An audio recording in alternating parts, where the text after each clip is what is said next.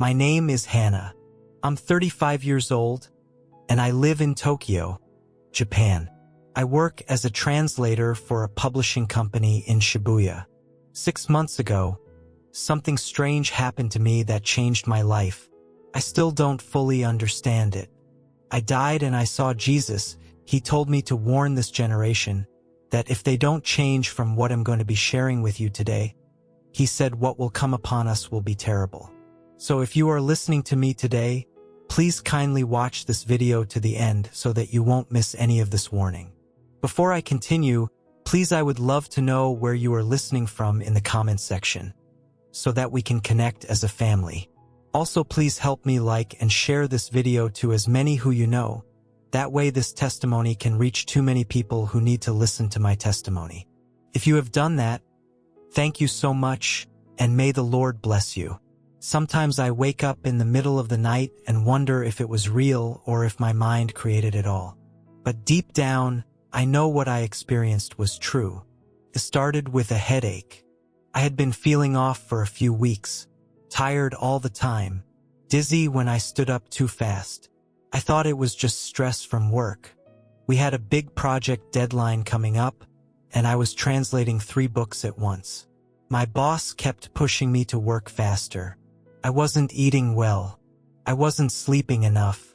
I told myself I just needed to get through the deadline, and then I could rest. One Thursday morning, I was sitting at my desk.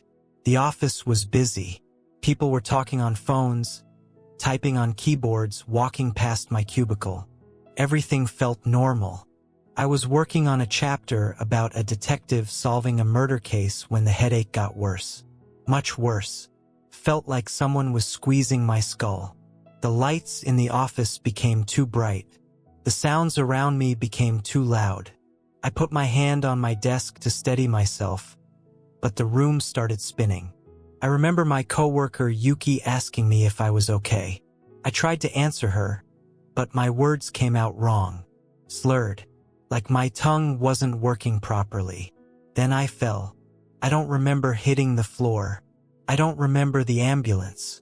The next thing I knew, I was lying on a hospital bed, and doctors were standing over me, talking quickly.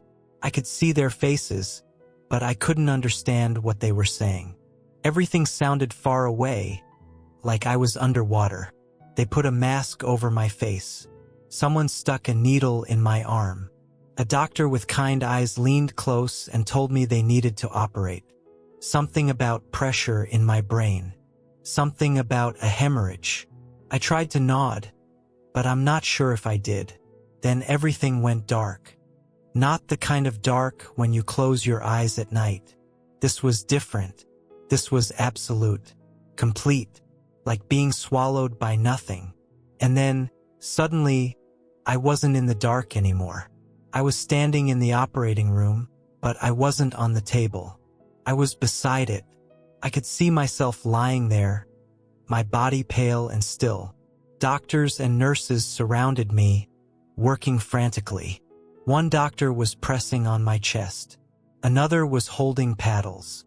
I heard a long, steady beep from one of the machines. I realized what that sound meant.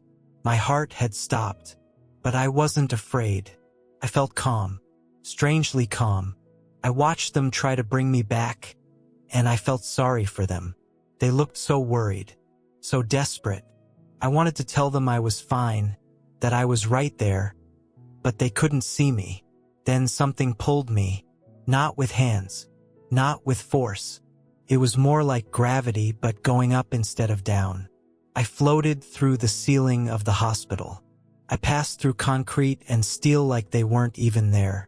I kept rising, faster and faster, until I was above Tokyo. I could see the entire city below me. The towers, the streets, the millions of tiny lights. The trains moving like glowing snakes through the darkness. Mount Fuji in the distance, barely visible against the night sky. It was beautiful, more beautiful than I had ever noticed when I was down there, rushing through my ordinary life. But I kept rising, higher and higher. The earth grew smaller beneath me. I could see the curve of it now. the blue oceans, the white clouds, the golden lights of cities scattered across the continents like someone had spilled stars across the darkness. And then everything changed. Time started moving backward. I don't know how I knew this. I just did. The same way you know you're dreaming even though nothing in the dream tells you so. I watched the earth below me, and I saw things happening in reverse. Buildings that had fallen were standing again. Smoke and fire retreated back into structures, unburning them. Rubble lifted itself from the ground and reformed into walls, into homes, into towers.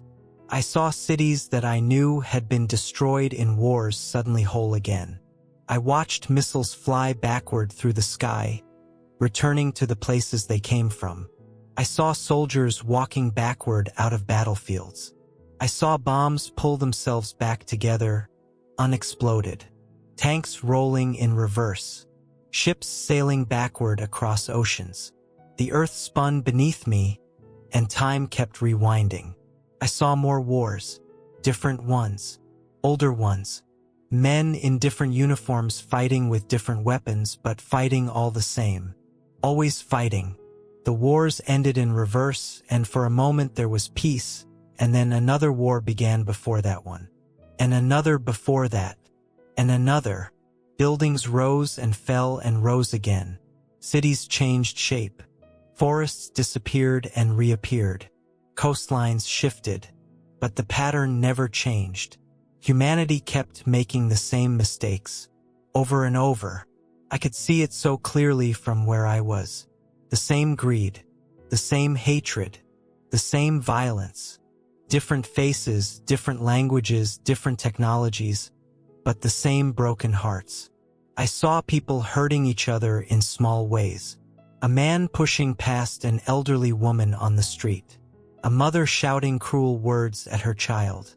A businessman cheating his partner. A teenager mocking a classmate. These tiny cruelties, multiplied by billions, created an ocean of pain. I saw people worshiping things that couldn't love them back. Money, power, fame, pleasure. They built their lives around these things, sacrificed everything for them, and in the end, these things left them empty. I saw families torn apart by selfishness, marriages destroyed by betrayal, friendships ruined by jealousy, communities divided by pride. Nations crumbling because their people cared more about being right than being good. And then time stopped rewinding. For a moment, everything was still. The earth hung in space below me, frozen. Then time started moving forward. But it was moving fast, faster than it should. I saw the future rushing toward the present, and then past it, into days that hadn't happened yet. I saw disasters. Not just natural ones, though there were those too. Earthquakes, floods, fires. But I also saw disasters that people created themselves. I saw wars bigger than the ones I had already seen. Cities burning, oceans rising, skies turning dark, people running but having nowhere to run to. And then I saw something that made my heart break. I saw all of it happen again. The wars, the destruction, the suffering. It replayed like a video stuck in a loop. Humanity would rebuild and then destroy. Rebuild and then destroy. Over and over. The same mistakes. The same sins. The same refusal to change. I wanted to scream. I wanted to reach down and shake everyone awake. Couldn't they see what they were doing? Couldn't they see the pattern? That's when I heard the voice. It didn't come from any direction. It was just there, all around me and inside me at the same time. It was gentle but firm, sad but loving, like a father watching his children hurt themselves and each other. The voice told me that I was seeing the truth that most people refuse to see. Humanity has been given countless chances to change. Every disaster, every war, every moment of suffering is an opportunity to learn, to grow, to turn away from selfishness and toward love. But time and again, people choose themselves over others. They choose comfort over truth. They choose pride over humility. The voice explained that time on earth is not unlimited. There is a final moment coming, point where the cycle will end. Not because of cruelty, but because of mercy. Because repeating the same suffering forever would be more cruel than ending it. I was shown what this final moment would look like, and I don't have words to describe it properly. Imagine everything that is false burning away, and only what is true remaining. Imagine all the lies people tell themselves, all the illusions they hide behind, all the masks they wear suddenly gone.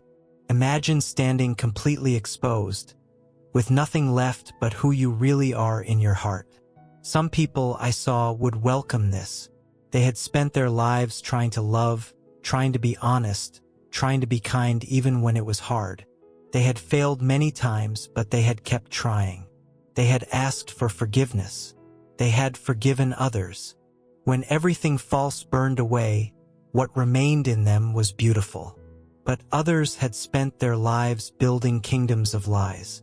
They had hurt people and called it business. They had ignored suffering and called it wisdom. They had chosen themselves again and again and again. When everything false burned away, there was almost nothing left. The voice told me that this final moment, this final reset, will come when humanity's chance to change has been fully given and fully rejected. The exact day is not set. It depends on human hearts.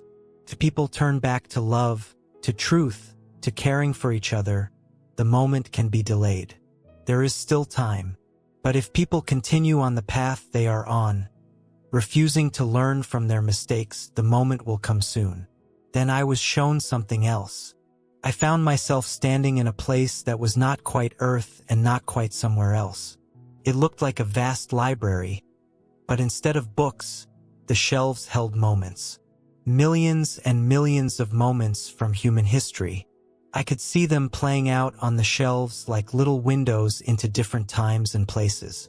A guide was with me now. I couldn't see its face clearly. When I tried to look directly at it, it was like looking at light reflected off water, always shifting, never quite solid. But I knew it was good. I knew it cared about me and about everyone. The guide showed me specific moments from the shelves. A mother in ancient Rome choosing to save her child's life instead of her own.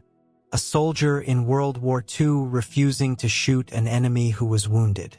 A teacher in modern-day India spending her own money to feed students who had none. A businessman in America secretly paying the medical bills of his employees. A teenager in Brazil standing up to bullies who were hurting a classmate. These moments glowed brighter than the others. The guide explained that these were moments when people chose love over fear, others over self. These moments were precious. They were what the universe was meant to be filled with. Then the guide showed me other moments. A king ordering the execution of innocents. A mob burning down a neighborhood. A corporation dumping poison into a river to save money. A parent abandoning their children. A religious leader using fear to control people. A government lying to its citizens. These moments looked dark and heavy. They seemed to pull the light away from around them. The guide told me that every person creates moments like these. Every person adds to the light or adds to the darkness. Every choice matters. Every action ripples out and affects others. Nothing is hidden. Nothing is forgotten. It all matters. I asked, without speaking, why people keep choosing darkness when light is available. Why do we keep making the same mistakes? The guide showed me something else then. It showed me human hearts. Not the physical organ, but something deeper. The core of what makes a person who they are.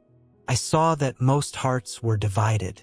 Part of them wanted to be good, wanted to love, wanted to do the right thing. But another part wanted comfort, wanted pleasure, wanted to be important, wanted to be right.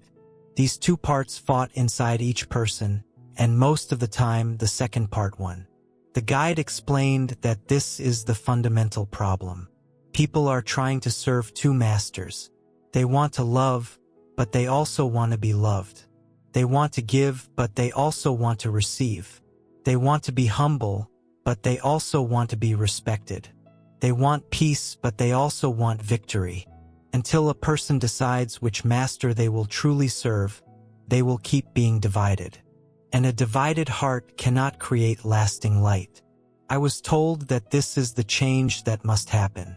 Not just acting better, not just following rules, not just believing the right things. The heart itself must change. A person must decide that love is more important than comfort.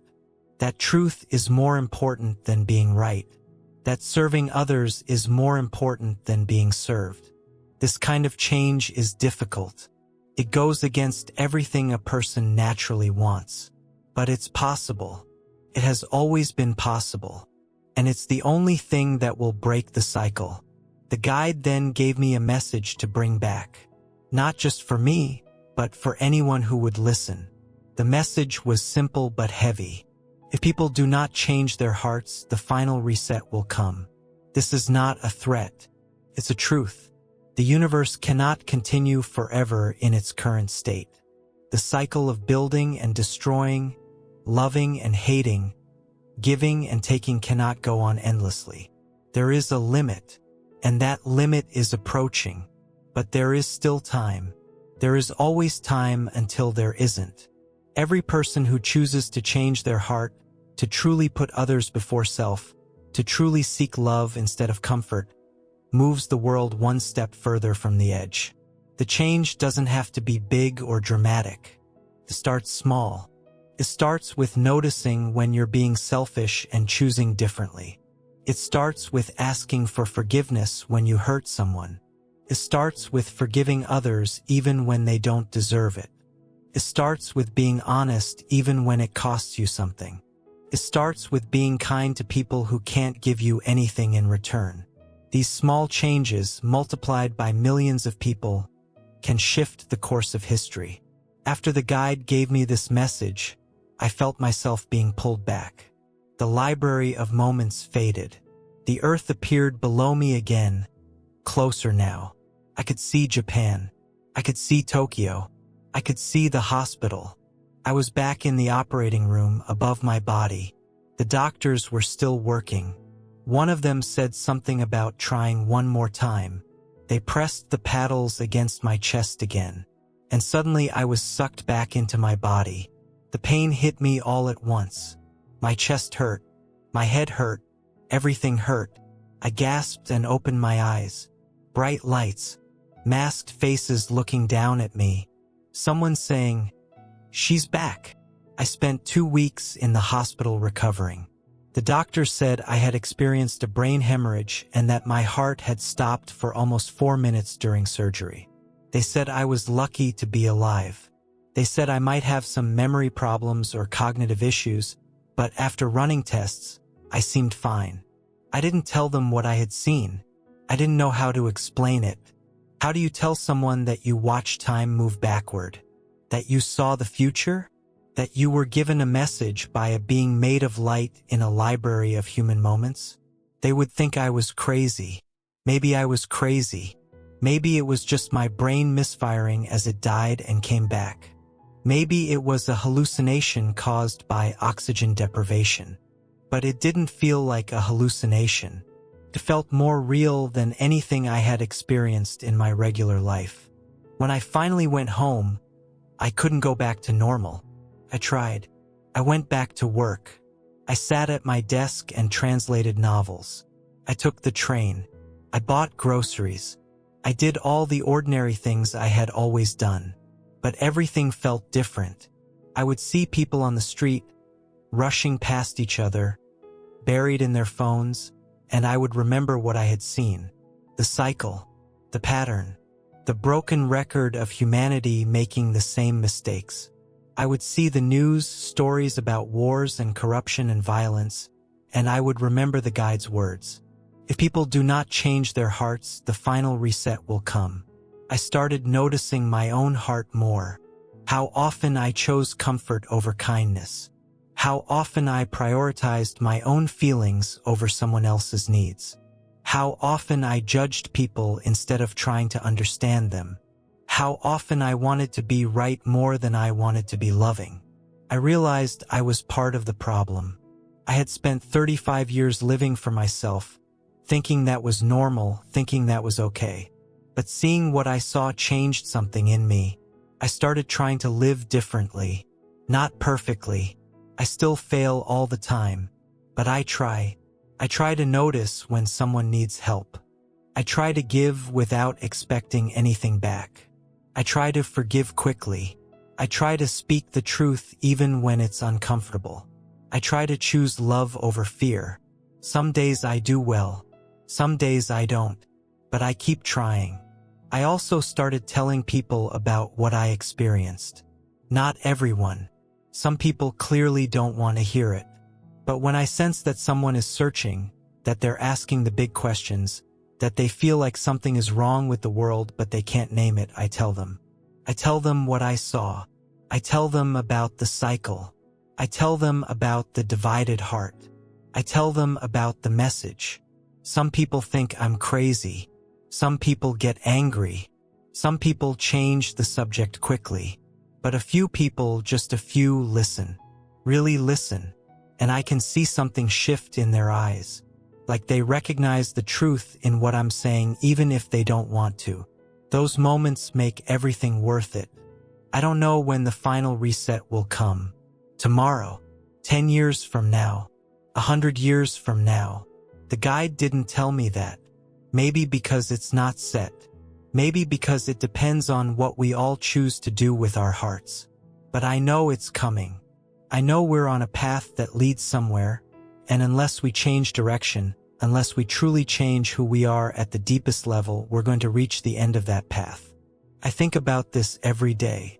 I think about all the people on Earth right now, all 8 billion of us, each making choices that either add light or add darkness. Each deciding whether to serve ourselves or serve something greater. Each either breaking the cycle or continuing it. And I think about what the world could be if we all changed. If we all decided that love mattered more than being comfortable. If we all decided that truth mattered more than being right. If we all decided that serving others mattered more than being important. I think we could create something beautiful. Something that doesn't need to reset. Something that could last. That's why I'm telling you this story. Not to scare you. Not to make you feel guilty. But to let you know that there's still time. There's still time to look at your own heart and be honest about what you see there. There's still time to ask yourself which master you're really serving. There's still time to make different choices, small ones at first, that gradually change who you are. There's still time to break the cycle. I don't know if my experience was a vision, a dream, or something else entirely. But I know what I felt. I felt the sadness of watching humanity repeat the same mistakes. I felt the weight of the message I was given. And I felt the hope that comes from knowing change is possible. We don't have to keep being the way we've always been. We're not stuck. Every moment is a chance to choose differently. That's what I learned when I died and came back. That's what I want to share with you. If you're listening to me and something inside you resonates with it, listen to that feeling. Don't dismiss it. Don't push it away. That's your heart recognizing truth. You don't have to have a near-death experience to understand what I saw. You already know it. Deep down, you know that something is wrong with the world. You know that we're not living the way we're meant to live. You know that there's more to existence than just working, consuming, and dying. Start where you are. Look at your own life, your own choices, your own heart. Ask yourself honest questions. Am I living for myself or for something greater? Am I choosing love or choosing comfort? Am I part of the problem or part of the solution? And then make one small change. Just one. Choose kindness when you want to choose indifference. Choose forgiveness when you want to choose resentment. Choose truth when you want to choose convenience. Choose service when you want to choose self. That one small change will lead to another, and slowly your heart will start to change. You'll start to become the kind of person who adds light instead of darkness. And if enough of us do this, if enough of us truly change our hearts, maybe we can change the world's trajectory. Maybe we can break the cycle. Maybe we can delay or even prevent the final reset. But even if we can't change the whole world, we can change our part of it. We can be lights in the darkness. We can be proof that a different way is possible. That's what I'm trying to do with my second chance at life. I died and came back, and I came back different. Not perfect, not special, just different, just more aware, just more committed to choosing love over fear. You can make that same choice right now. You don't have to die first. There's still time, but time is not unlimited. Don't waste the moments you have. Don't spend your life serving the wrong master. Don't reach the end and realize you missed the whole point. Thank you for listening. If you know you have been blessed, please kindly like this video and share it to your friends, because you won't be the only one to hear this, and keep it to yourself so as you hear this pass the message and God will bless you.